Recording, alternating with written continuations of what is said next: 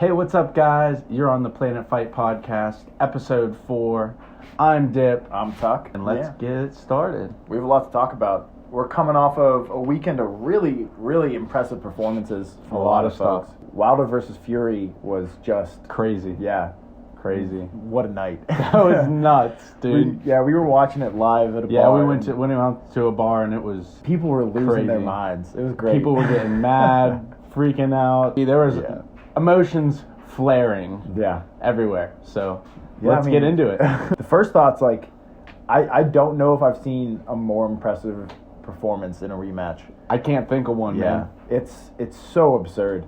He did everything right. Yeah, it wasn't even competitive at any point. There was no point in that fight where I thought Deontay Wilder was doing anything worthwhile. And even like I said, in the first 2 rounds, when he did have his feet under him, our Fury was taking those shots, the right hands. He was kind of turning with the punches, and he was doing a great job absorbing them and moving around and firing back and just tiring him out. I mean, it was perfect. Yeah, I honestly thought the fight could have got stopped earlier. I get trying to let your fighter go out in the shield, and he has such one-punch power. You're like, well, maybe he'll land it. Right. But you gotta save that dude's durability. He can only take so many punches in his career, and there's no need to take that many ones getting beaten down that bad. Even I saw a lot of people on social media talking about how hopefully Wilder, when he rewatches the film, he'll see why his trainer stopped it. For his family, for his kids. As a trainer, their main job is to make sure that their fighter makes it home to their family, and we've seen a lot of tragedies happen in the ring. And God forbid there was 4 deaths in a boxing ring in 2000. And those are heavyweights. Like, those guys hit hard. Those are the last guys you want to take shots from. Yeah, like Tyson Fury hit him so hard on the outside of his ear, he ruptured his eardrum. He split the inside of that open. It was nuts. Yeah. He was hitting him from all angles, body shots. I mean, dude, it was just perfect. What'd you think about the weights they came in at? I think Tyson came in at 273. Fury was 230, right? Something like that. So for the strategy that Fury brought in, him being heavier was fantastic because he literally it was like dirty boxing. Yeah, it was just he was just hanging on rough Wilder, and tough. Sapping that power, sapping the strength, getting rid of those hard shots, just making him carry all 270 pounds of him. That's exhausting. Right. And there was a moment, I think, in the second round where he's weighing on him, and you see how tired Wilder is because he pulls out of the clinch real lazy. And Tyson grabs his head, turns it out, and uppercuts him. Exactly. Those uppercuts were nuts. Yeah, it was before he dropped him, and you're like, oh, this is how this is going to go. This isn't going to go well. Right. He's tired already. Tyson is outclassing him with footwork, and he doesn't have pop anymore. He's pulled that away. Exactly. So from that point, you really saw just a downward spiral where Tyson's reads they were on point. Anytime Wilder would start to shore up a defense, he would exploit another one. Right. And you saw that with he was throwing the jab and the right over the top. The second Wilder started shrugging his shoulders. When he would get up off the stool, you would see his feet kind of going back and forth. I know he said he had a leg injury, but that hit definitely did a lot of damage. It was bad. I mean, it's anytime you get hit in temple ear, you're screwy. Right. But you see the reads because at a point, Wilder started shoulder shrugging and trying to get his head away from that. And Fury goes, okay, if you're going to do that, I'm just going to exhaust you more and rip you with these rights to the body. Right. And he started putting together some mean body shots. From my take, apologize to Tyson Fury. Because in my last episode, I did go back. I said my heart Tyson, but I should have just went with heart and from a fan. Because I knew deep down he wasn't going to hit you with that, Tyson. I knew it. But I will say that, first of all, if you follow me on social media, I've been kind of posting a lot of memes, a lot of things, ripping Deontay Wilder. But I would like to say that I do respect him so much. His story, fighting for his daughter, he started in boxing so late, in the Olympics, everything. I mean, dude, 41 knockouts, 42 wins. I mean, what he's done in boxing is crazy. He was the people's champ. But I will say, you can't be a one-trick pony like that. A lot of people downplay his strategy, but and I do agree with that. He is, to me, I still say he's a one-trick pony, but he's just people underestimate his ability when to use that trick. Like with the Ortiz, you see him sit back. He had that shot planned out. And he does do great things like that. But against a fighter like Tyson Fury, you can't do that. And I think it goes to show, in the first fight, Tyson wasn't in shape like he should have been. You know, he was out. He came back from being 400 pounds on drugs. Wilder stayed in shape that whole time, and he didn't do anything to get better in between the fights. To me, it's the same thing as like, if it's not broke, don't fix it. And now they have he just thought he was going to catch him again. Exactly, yeah. Right. The crazy thing is, these are still legitimately the two best heavyweight fighters on the planet. I agree with that. Because Joshua's not beating them. Yeah, no chance. So to see Fury beat his closest competitor that bad, it just speaks to how great Fury is.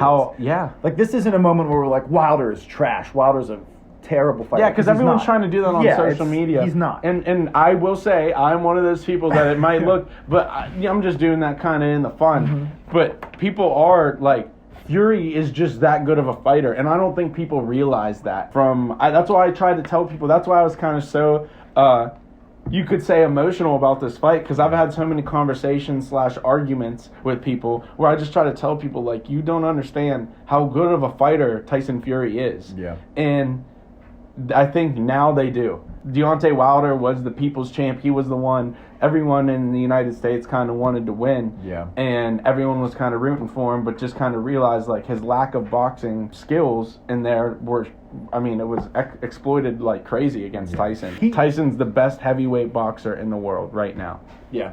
Wilder just needs to go back to the drawing board and add more tools to his toolbox. Has to. He landed more jabs by one jab. Did you know that? He had 110 jabs. And Fury had 109. Yeah, the problem with him in this fight was you see when he doesn't get to be the bully, and when he's getting pressured. Like, Ortiz was pressuring him, but it was on his terms because he could control it with his range and his reach. So when he loses the ability to control when they interact and when they come together, he loses his ability to be the bully and his ability to land that power shot. So saying that, the big changes he needs to make are all footwork changes. He needs to learn how to circle off, because he was getting caught on ropes. He wasn't taking good side steps or parting off. He was off balance a lot. Yeah, like, I mean, Fury used his reach, and that was one thing was really noticeable if you look through all of Deontay's other fights, and then look at when he fights Tyson Fury. It's the first fighter he's fought that has the same or similar reach to him. Mm-hmm. So it's harder for Deontay to manage that, especially a guy that has a good jab, a good guard like Tyson does. Mm-hmm. But it's just like, that right hand is just crazy. I want Wilder to take a style more akin to like Shannon the Cannon Briggs, if you've ever seen him fight. Yeah. Head movement, working inside, and when he pulls out, he's landing his shots. Right. You can't rely on pulling dudes into your power shots the whole time. Right. And the big exploitations, his head movement is a big one for me. His head movement and lack of footwork. Fury was just holding that outside edge with the foot. When they would come, Fury would step off center line. When Wilder would step to react, that's when that jab and that right hand would come over. Right. And so you see him not being able to keep up with the footwork, and the only answer he had for head movement was ducking to the inside. Well, if all you can do is duck to the inside, he's going to pick up on your body. Yeah. He just needs to go make changes, and he'll come out on top. I agree. I mean, that was the biggest thing that I got mad with the whole Wilder. When I would kind of get in these arguments with people with Wilder is when they would compare him to Mike Tyson. Mm-hmm. Don't get me wrong, the punching power's there with Tyson, maybe better. But to compare him as a boxer to Tyson, I think is blasphemous. Yeah. If you just look at the sweet science that was Mike Tyson, him going back and forth, going body, head, body, it was just, he was like the definition of a true boxer with the knockout. Yeah. Kind of sprinkled in, Wilder just has that knockout, and that's why I kind of just would tell people, like, kind of look deeper beyond the knockout. I know he finds it a lot, but I didn't take into consideration Fury coming in that much. He looked more conditioned. No, he looked more. Like you said, you looked at me when we were watching the fight. Tuck looked at me and said, "Holy shit." He's waiting for him at the center of the ring. You could tell Deontay was broken down. He didn't want to be there.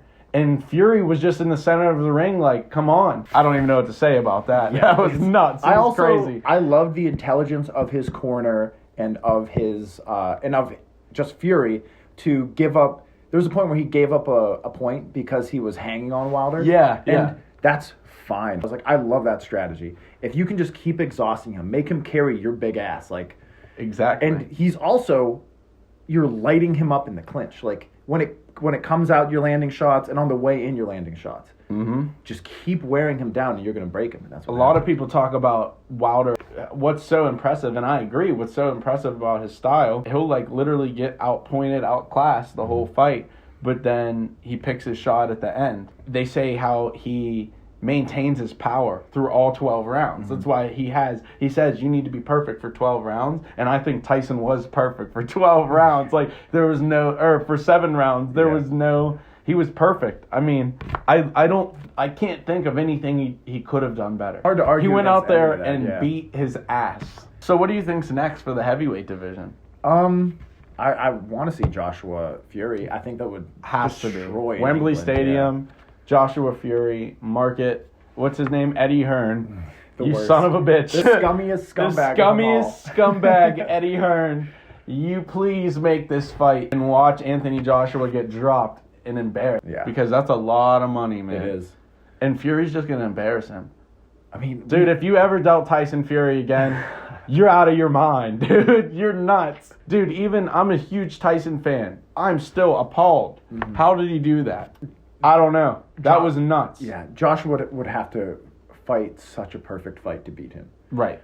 Because he's giving up things that he usually has as far as, like, range, and I also think maybe even strength in that. Because if Fury comes in heavy big he again, was, yeah. Dude, every shot was hurting him. Mm-hmm. Like, even you said, Wilder has a great chin. Mm-hmm. And you, even in the first fight, you said how good he is at taking the shots and just kind of eating it until he finds his shot. Mm-hmm. But this fight, you could tell it was different in that Wilder, when he was eating these shots, it was hurting him, and he was off his rocker a couple times. Yeah. I mean, they had to stop it. You saw with the jabs. I think Fury's moved. He needs to be with that trainer for the rest of his fucking fighting career. This is great. Fuck that dude that you were with before for the earlier fights. He's talking a bunch of stuff. I don't know how his camp went. I don't know, because he said he came in injured too. Like, well, he said his trainer said that he got injured in the beginning of camp, and it was kind of like it healed up, but it was kind of nagging him. Yeah. But he said it won't affect his fight. But Wilder's camp, they said nothing. Like, they said everything was good. Yeah. So that's why, because a lot of people were saying how this is going to be awesome. How before they were saying how Fury wasn't conditioned. Mm-hmm. Like, this was no excuses because no one was hurt except that little minor injury that Fury suffered in camp that they said shouldn't affect. Yeah. And then after the fight. I mean, they're fighters. They're fighters. Everyone's going to get hurt. So what'd you think about that body shot that dropped him? I love that he was going to the body in there. We talked about this beforehand too. Like, said they both need to go to the body. What round was that? I think 4, maybe. 4. Yeah. Dude, so how many times did he drop him? Do you have the stats? Yeah. Fury, as a heavyweight, threw almost 300 punches. Jesus, that's a lot of shots. Jeez, OP. Yeah, I know in the 6th round, he outlanded Wilder, I think, 30-5, which is just wild. Wilder. Yeah. Wilder has 2 options here moving forward. He either can, like we're either going to see him fix a lot of problems and come back, and we might hopefully see a trilogy, or he's just going to bite into, like, take a downward spiral with some demons and really not perform well after this. I don't know what else to say about it. It was just such an amazing moment. It was an amazing fight. I mean, definitely one-sided. I'm sorry if you're a Wilder fan. Well, you're a Wilder fan, and you still say it was an amazing fight, but you're more of a fight fan. Well, I can appreciate some of these dudes at the bar we were at were going nuts. Yeah, screaming at the TV, crazy. flicking it off. When he licked the bud. Yeah, I mean, I don't see how this fight could have gone any better for Fury. Neither. I think a knockout would have been. Yeah, maybe a knockout, like he said. Well, if he knocked him out, like he said in the second round, a lot of people think he won the first one. Mm-hmm. He outclassed him the whole first fight and got caught. This one, he outclassed him the whole fight, but beat the shit out of him and finished him. So what more is there to see? Yeah, you know what I mean? Like, do we just want to see Wilder just hunt for this big right hand the whole time? I think Fury just outclassed him so much. Yeah. I don't need to see it right now. Let's see Wilder go up against some other guys, work on his game a little bit, and come back to it. And and as far as timetables, Wilder has so much healing to do.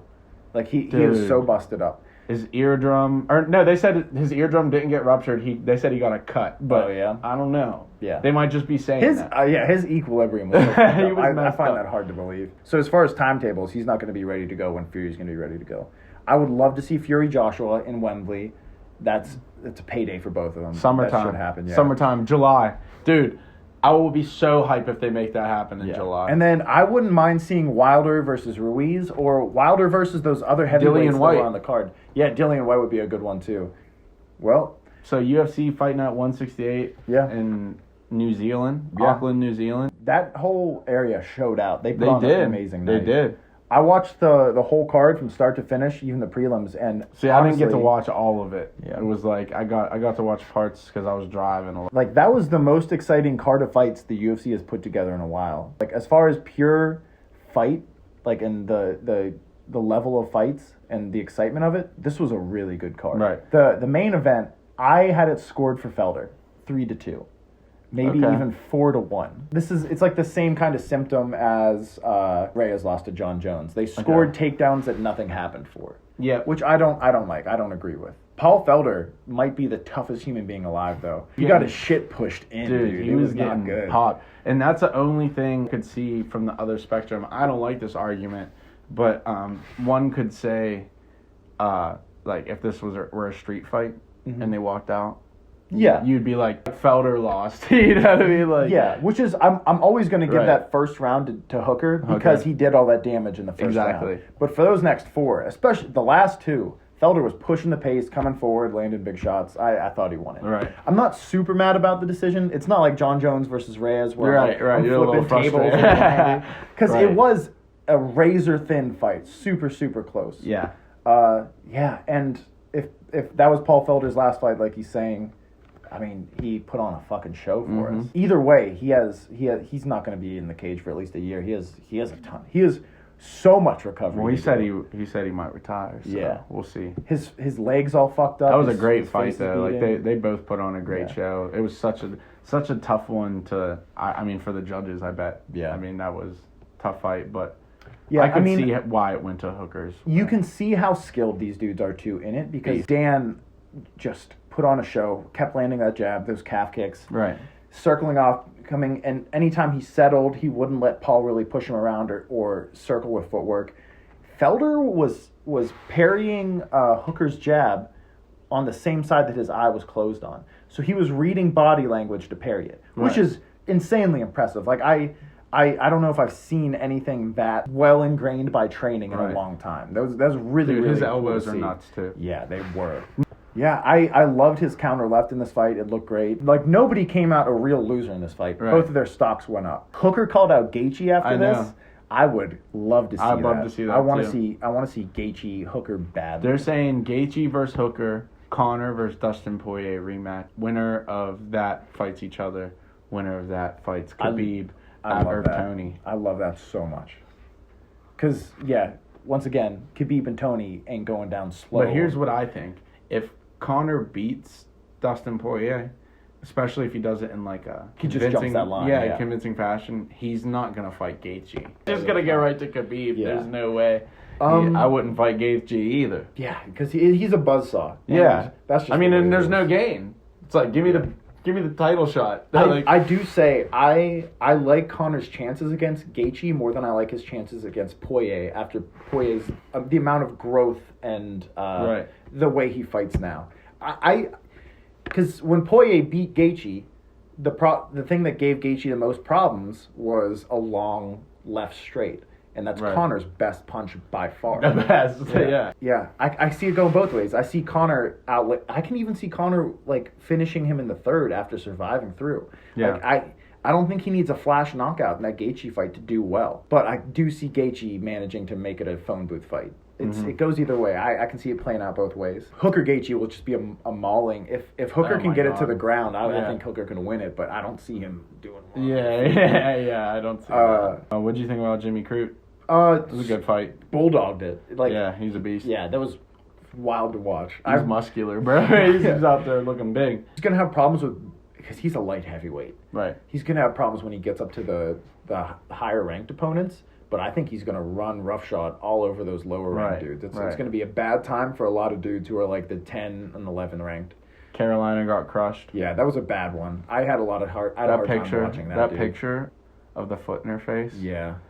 And yeah, that wasn't. Well, good. like her and Paul Felder have the same injuries pretty much, like that the busted in face, but she wasn't doing anything in the fight at all at any point. So like you don't. She didn't show anything. Yeah, like I only watched the highlights, but it's that was hard. rough. It was hard. I was sitting down watching it like really hoping the corner would throw in the towel, and I thought it was pretty irresponsible of them to not do so. Lima, I didn't get to watch this fight, but I told you don't bet against the Limas. Limas know how to fight. Such a mean counter left. Like one of the nicest counter shots I've seen in MMA in a long time. That was nice. Brad Riddell, I think really... That's a big boy too, bro. Yeah. He's big. He's muscular. Especially for 155. His performance was great. I thought he looked amazing. Magomed's nice too, though. He is, I like him. Magomed had only lost to Kevin Lee before this. Right. You know? Like another disclaimer since we're talking about Magomed Mustafov. Isn't that how you say it? Yeah, Mustafaev. Magomed Mustafov. You don't mess with them Dagestan dudes. They are killers. They know everything. They suck at basketball. Moving on. Talk about Brad Riddell. I loved his striking in that. He looked good. He was picking his counter shots. Defended the wrestling really well. Right. I want to see him. I want to see him against another good striker though. I want to see if his kickboxing transfers well, because you see him looking for big shots and you see him setting things up. But I don't know how he would do against someone who can really clinch and strike at the same time. Right. He looked good. Overall, it was pretty sick. Zabira, what's his name? I can't pronounce a lot of it. Tukuve. I can't do it, but he's Dagestan. Don't mess with him. Yeah, he had a nice knockdown. Nice. Dude, that was crazy. After the fight, he said, left is best move. Yeah. The tarantula, Jalen Turner. That was hard to watch because he's like 7'3". Other dude was like 4'1". You could tell the other dude was nice. It's just like what are you gonna do? Yeah, what are you gonna do? He's so tall. Like, come on. Jake Matthews, Emil Meek was cool. Emil Meek's that was sick. Yeah, just screaming after the fight. Good decision for Jake, but didn't look super good. He was just kind of surviving Emil Meek and came out on top. Yeah, Angela Hill and look at me. Yeah, I think it's time to give Angela Hill another top contender. I agree. She's nice, dude. Her Muay Thai is crazy. Yeah, she's improved so much, and her losses are against the top tier. Like Angela Hill isn't ranked. She's not. She said she's 18. Carolina is ranked higher than her, and she has 4 losses in a row now. I know. If they're gonna give Carolina another fight, I would like to see her against Hill. I would love to see her. Yeah, but I think she should be ranked higher. Okay, I got you. So. In all fairness. Yeah. Shout out Angela Hill. Yeah, always. Yeah, well. I think that's it for that. Fight Night 169 coming up next week. All right. This is the Planet Fight Podcast, episode 4. Wrapping up. I'm Dip. I'm Tuck. And we're out.